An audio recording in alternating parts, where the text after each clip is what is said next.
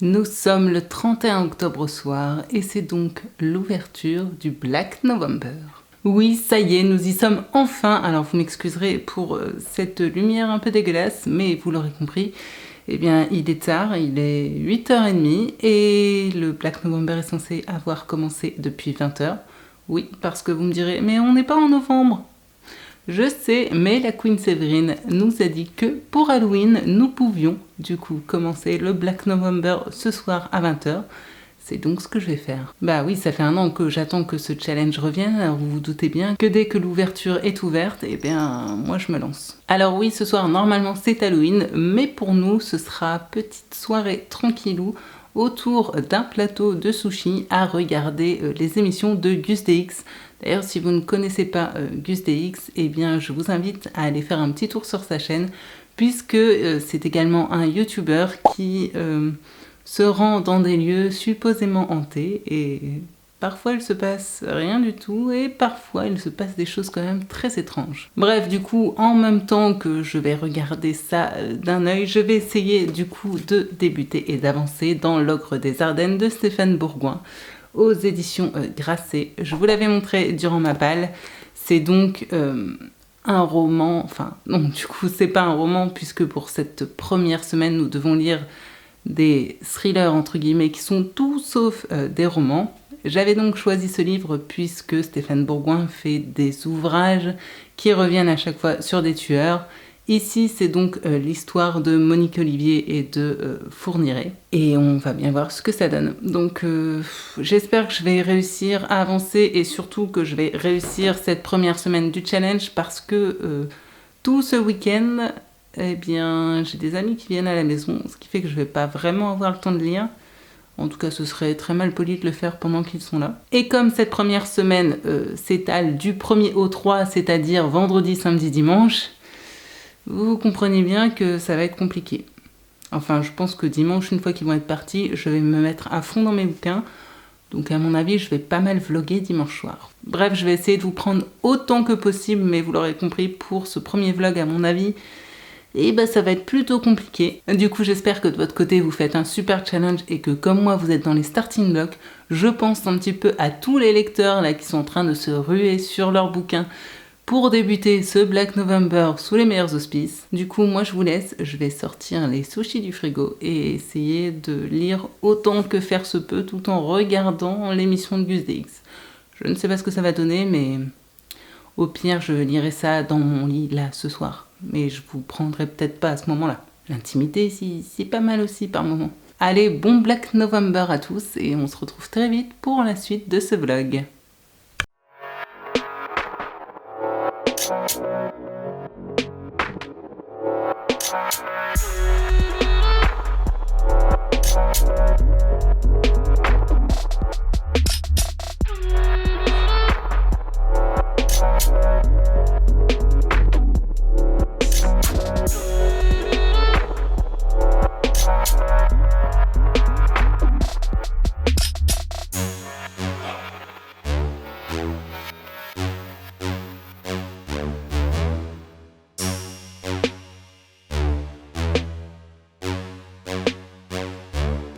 Vendredi 1er novembre, ça y est, j'ai débuté, comme je l'avais dit hier, ma lecture de L'Ogre des Ardennes.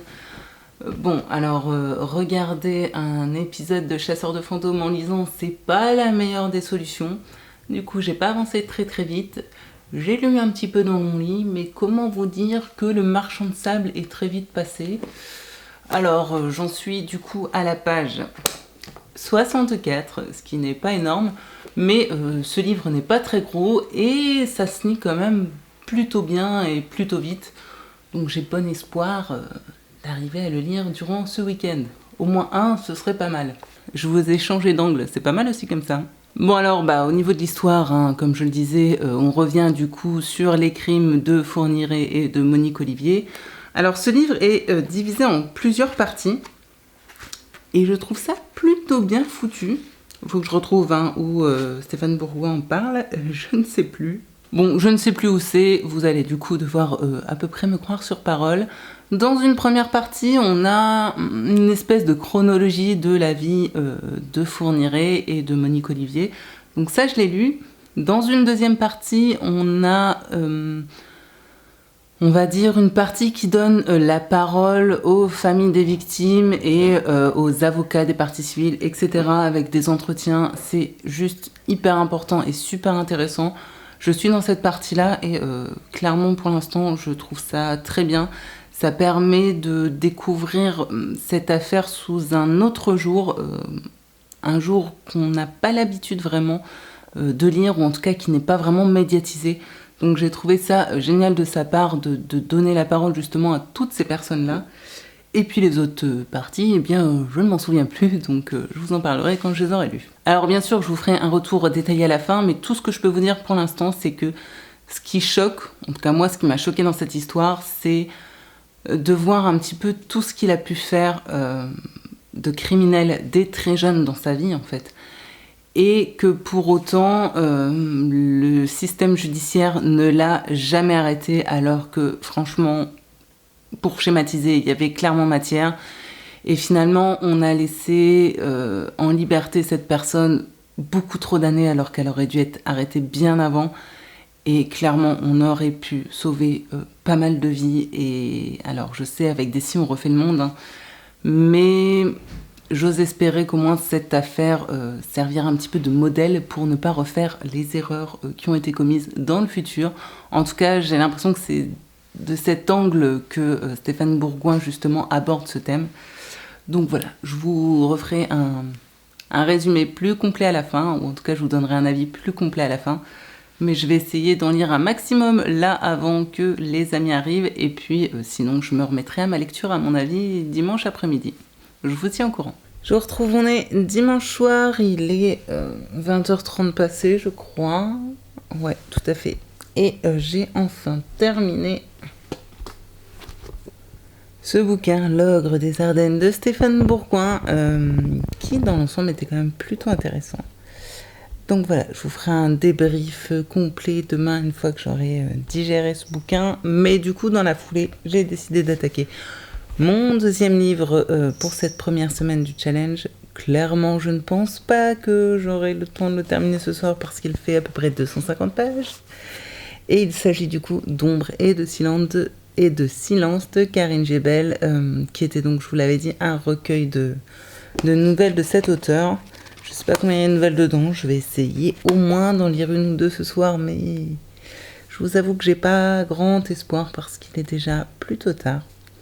En tout cas voilà, j'essaye de continuer mon pseudo-marathon que j'ai essayé de récupérer tant bien que mal cet après-midi, puisque comme je vous le disais, le reste du week-end, on n'était pas tout seul, donc c'était compliqué.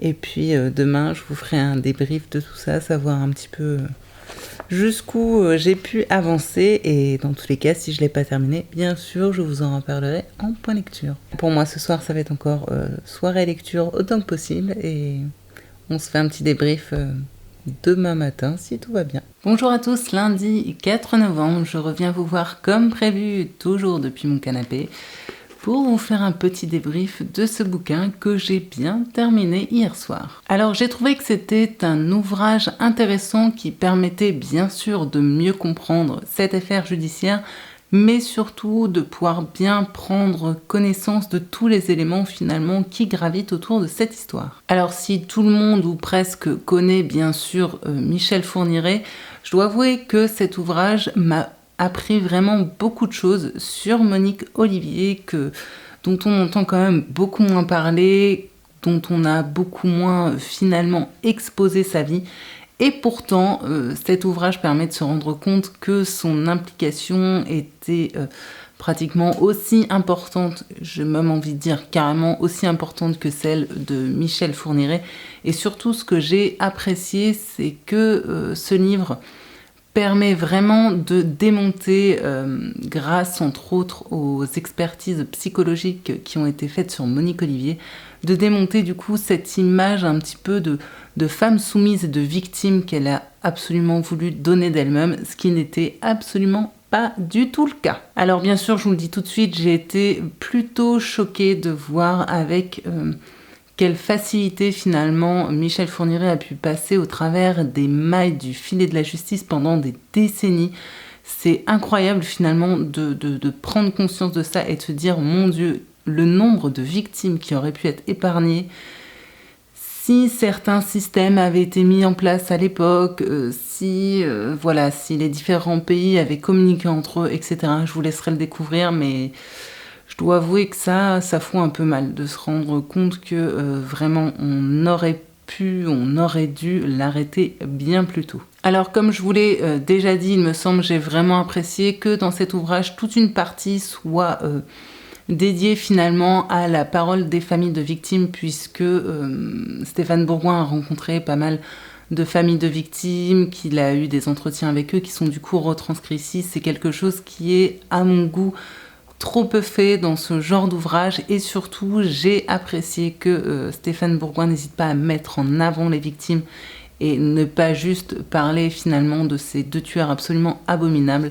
Ça encore, c'est quelque chose qui est souvent assez passé sous silence. On se concentre vraiment beaucoup sur les tueurs en oubliant un petit peu que derrière juste cette idée de victime, il y a des vraies personnes avec des vies, et c'est ici quelque chose que j'ai trouvé qui était plutôt bien fait et qui changeait un petit peu de ce qu'on retrouve dans ce genre d'ouvrage. Vous l'aurez donc compris, c'est une lecture que j'ai beaucoup aimé faire, alors forcément beaucoup plus pour son côté informatif que son côté divertissant, hein. C'est pas pour ça que je le lisais. On sent véritablement au cours de notre lecture que Stéphane Bourgoin s'est énormément documenté sur cette affaire pour écrire cet ouvrage, je ne vois pas trop d'autres termes, et surtout j'ai trouvé très intéressant les différents entretiens qu'il a pu avoir avec tous les protagonistes qui gravitaient autour de cette affaire-là, et ça a permis pour moi d'apporter de nouveaux éclairages sur l'affaire Fourniret-Olivier.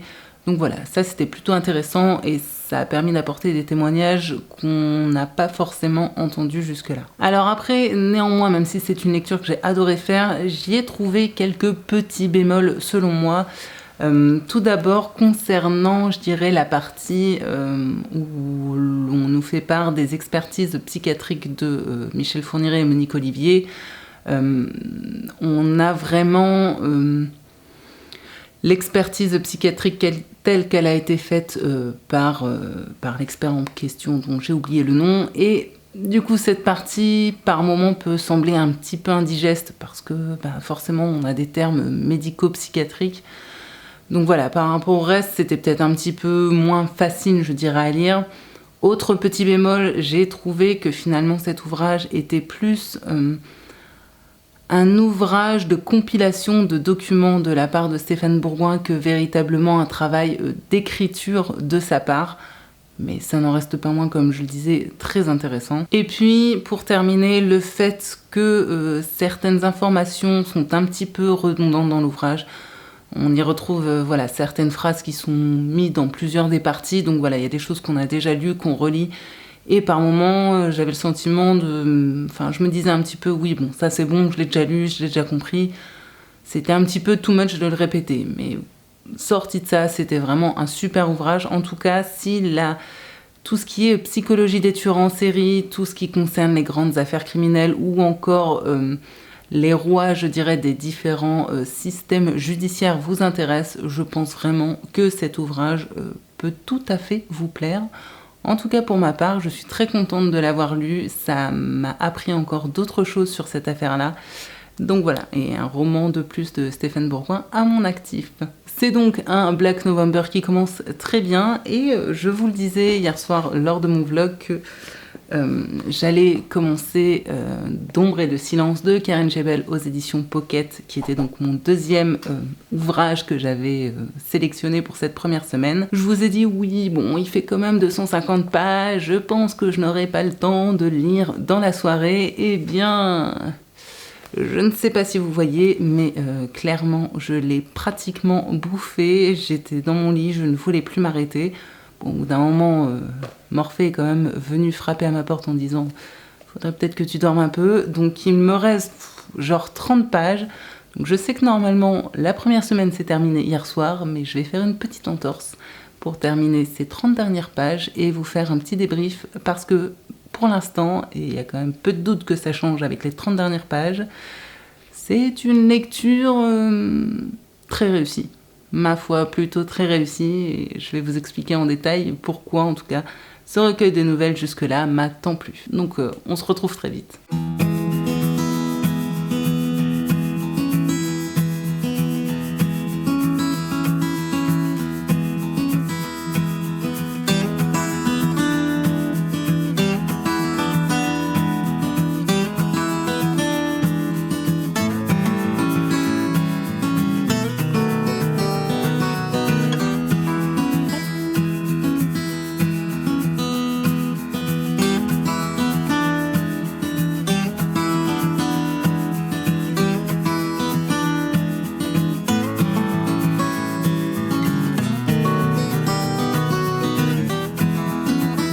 Ça y est, j'ai terminé d'ombre et de lumière. Alors je crois que je le disais au début de ce vlog, j'ai toujours un petit peu peur avec les nouvelles de ne pas avoir assez de matière ni assez de temps pour véritablement me plonger complètement au cœur des histoires, et je dois reconnaître que Karine Jebel est vraiment très forte. En effet, elle a su parfois en seulement quelques pages me plonger véritablement au cœur de ces petites histoires dramatiques pleines de profondeur et qui ont su parfois me tordre les boyaux de sentiments. Dans ce recueil, elle nous livre donc 8 nouvelles qui prennent toute place dans un univers du quotidien. Alors ici, exit les tueurs en série, les enquêtes policières, etc.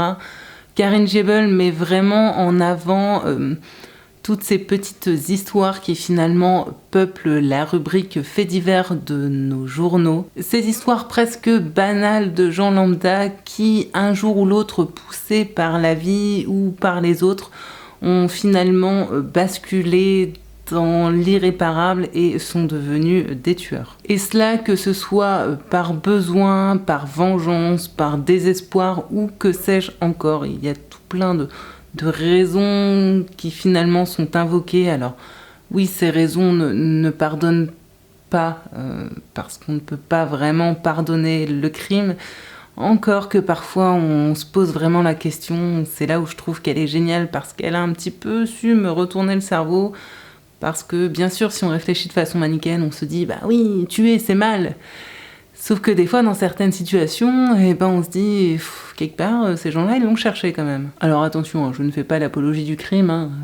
Soyons bien d'accord, vous et moi. Mais pour comprendre un petit peu ce que je suis en train de vous dire, je peux que vous conseiller de lire ce petit recueil.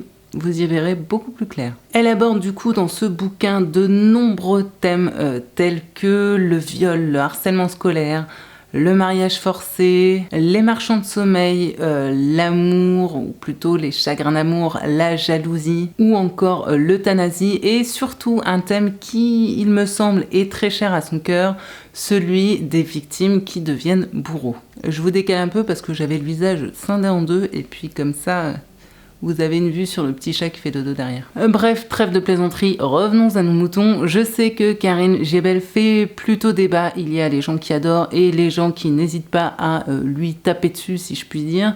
Et pour ma part, je dois reconnaître que personnellement, je trouve vraiment sa plume percutante et terriblement addictive. Ses livres se dévorent, elle va droit au but dans son écriture et en même temps, elle arrive à y apporter une sorte de puissance qui vous tord le cœur. Je sais pas trop comment l'expliquer, mais moi en tout cas elle m'embarque à chaque fois. Vous l'aurez donc très certainement compris, j'ai adoré cette lecture, j'ai lu ce livre extrêmement vite.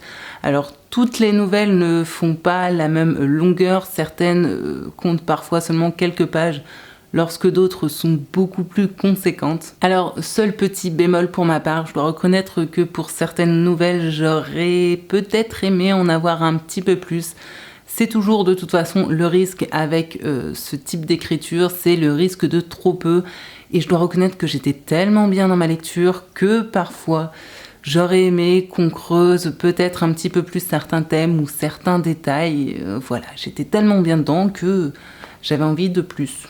Ce qui est plutôt compréhensible, hein, vous serez d'accord avec moi. Ça n'en reste pas moins une lecture passionnante qui m'a fait un petit peu entreapercevoir ce que pouvait être le quotidien de certaines personnes qui malheureusement parfois n'ont pas d'autre choix pour avancer, je dirais, dans la vie. Désolée, j'ai du mal à trouver les bons mots. mais je dirais qu'ils donc malheureusement parfois n'ont pas d'autre choix que de passer par la mort, que ce soit la leur ou celle des autres. Ça, vous le découvrirez si vous lisez ce bouquin. Et pour conclure, eh bien, je dirais tout simplement que vous vous en doutez, ce recueil de nouvelles m'a bien sûr donné envie de découvrir les autres romans de Karine Jebel. Parce que c'est seulement le deuxième que je lis d'elle, mais pour l'instant, à chaque fois, c'est des super réussites. En tout cas, pour ma part, c'est toujours de très très bons moments de lecture. Donc je suis très heureuse parce que je sais que j'en ai d'autres d'elle dans ma palle. Et si à chaque fois ça se passe aussi bien, voilà, j'ai encore de nombreuses heures de bonne lecture devant moi. Vous l'aurez compris, pour ma première semaine du Black November, ça a été de très bonnes lectures, de très bonnes découvertes. Je suis donc ravie, mon mois de novembre commence extrêmement bien, en tout cas au niveau des lectures. Je vais donc couper ce vlog ici pour démarrer le nouveau de la deuxième semaine du Black November pour laquelle nous devions lire. Je ne sais plus, c'est pas la semaine des huis clos. Je vais aller vérifier. Et c'était bien ça, c'était donc lire des thrillers qui se passent en huis clos. J'ai très très hâte de découvrir ça aussi parce que ça va me permettre de lire des auteurs que je n'avais encore jamais lus. Bref, j'arrête mon blabla ici parce que de toute façon, on va très vite se retrouver, vous et moi, pour la suite de mes lectures. N'hésitez surtout pas à me dire en commentaire ce que vous avez lu pour cette première semaine, si vous faites le Black November, ou tout simplement ce que vous avez lu, si vous avez décidé de ne pas vous lancer dans ce challenge. Après tout le monde ne fait pas forcément des challenges littéraires. Bref, vous l'aurez compris, papotons en commentaire, je suis là pour ça. On met des pouces levés si vous avez aimé la vidéo et pourquoi pas on s'abonne si vous aimez la chaîne parce que c'est comme ça qu'on aide les petites chaînes à grandir tout doucement et peut-être à se faire connaître un peu plus d'autres lecteurs. En tout cas, merci énormément pour tous vos retours, tous vos échanges qui sont toujours à chaque fois très enrichissants et qui me font énormément plaisir. Je vous souhaite donc bien sûr à vous tous lecteurs paix, amour et littérature dans vos cœurs. Je vous retrouve très très vite sur cette chaîne à mon avis pour un nouveau vlog et je vous dis ciao!